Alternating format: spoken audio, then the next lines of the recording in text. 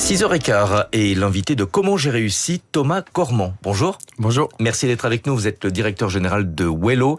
Vous louez des appartements en colocation. Ce sont des logements dont vous n'êtes pas propriétaire. Vous êtes en quelque sorte l'intermédiaire entre les colocataires et les propriétaires.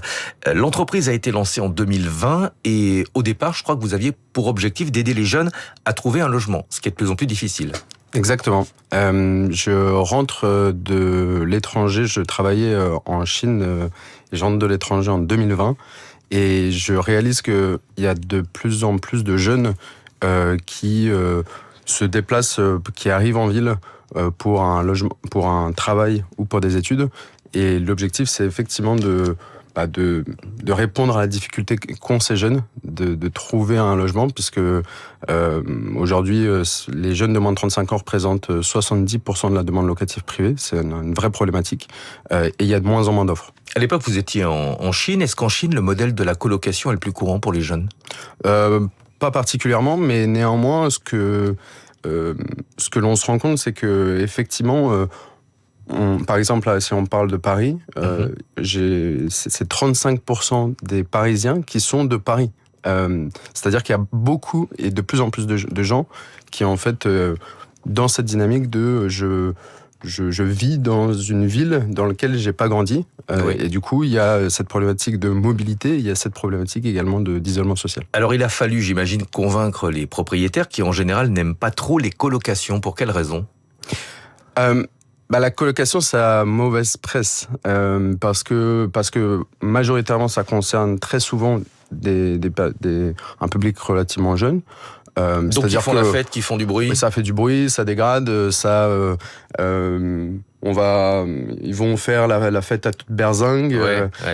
C'est problématique. Et puis forcément, certains risquent de ne pas payer leur loyer. Ça aussi, ça inquiète les propriétaires. Pourtant, en matière de rendement locatif, lorsqu'on a un grand appartement, c'est plus intéressant de le louer en colocation, en termes de revenus.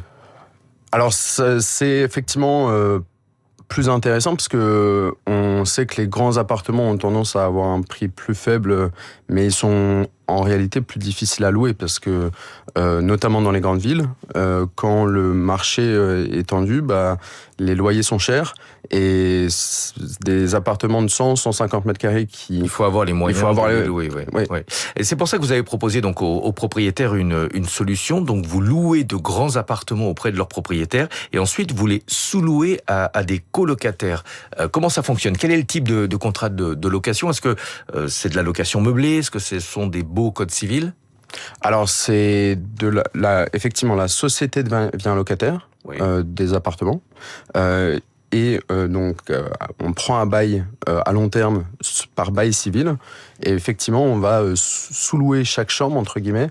Et donc, d'un loyer de 5 000 €, en fait, on propose des baux à des jeunes à la chambre de 950 € si on parle de Paris intramuros ou 500 € dans d'autres villes. Mais comment ça se passe dans les villes qui appliquent un encadrement des loyers ? Est-ce que ça limite de facto le montant des loyers que vous pouvez demander aux locataires ? Et est-ce que ça limite également le prix que vous payez aux propriétaires ? Ou est-ce que le fait de passer par un bail code civil ne vous expose pas à l'encadrement ? Alors, concrètement, nous, on prend le loyer de marché et on reloue le loyer de marché. Donc, on n'est pas forcément contraint par l'encadrement des loyers. Et ce qui nous permet néanmoins, d'une part, de sécuriser le propriétaire, parce que les logements qu'on loue, en moyenne, c'est 150 mètres carrés, et c'est des loyers qui sont entre 3 000 et 5 000 €. Et c'est souvent, et aujourd'hui, on parle de 200 appartements dans différentes villes en France. Concrètement, ces appartements-là étaient vacants en moyenne entre 6 et 12 mois. Ouais. Parallèlement, effectivement, la demande est explosive. Est-ce que les autres locataires ont un droit de regard lorsque vous ajoutez une autre personne au logement ? Je pense notamment aux filles qui préfèrent parfois rester entre elles pour des raisons de sécurité. Alors, ce que l'on propose, c'est que effectivement, on propose aux colocataires de pouvoir choisir si jamais ils ont des suggestions, entre guillemets, de pouvoir choisir leur colocataire. Mais un des gros avantages qu'on propose à nos colocataires, c'est des baux non solidaires. C'est-à-dire que Concrètement, lorsque vous êtes en colocation, je dirais classique... si un des colocataires ne paye pas, les autres doivent mettre la main au portefeuille. Là, ça n'est pas le cas, c'est vous qui prenez la responsabilité. C'est tout à fait ça. Oui. Est-ce que votre rôle se limite au contrat de location ou est-ce qu'il y a aussi une forme d'accompagnement, notamment en cas de conflit entre les colocataires? On sait malheureusement que ça arrive régulièrement.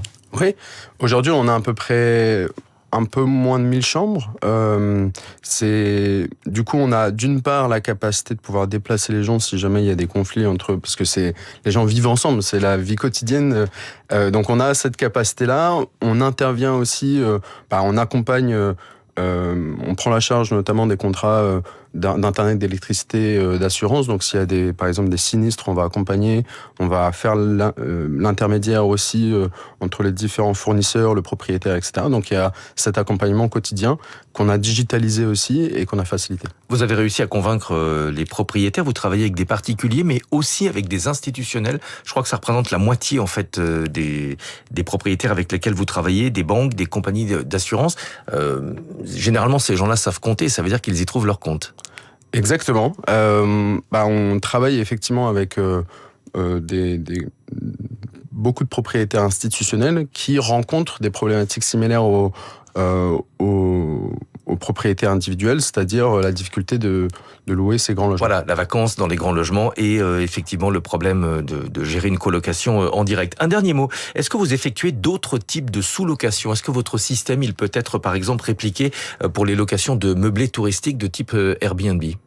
Alors nous, on se refuse absolument de faire la location de meublés touristiques. Meublé touristique, mais néanmoins, on a de plus en plus de propriétaires qui faisaient du meublé touristique qui, avec la contrainte des villes par rapport au Airbnb et autres plateformes, de pouvoir remettre les locations sur des locations de plus long terme. Oui, donc ça peut être aussi une solution pour ces propriétaires qui ne peuvent fait. plus louer leur logement en meublé touristique, puisque c'est le nom officiel de location Airbnb ou Exactement. encore Abritel. Merci beaucoup Thomas Cormand d'être venu ce matin. Vous êtes le directeur général de Wello.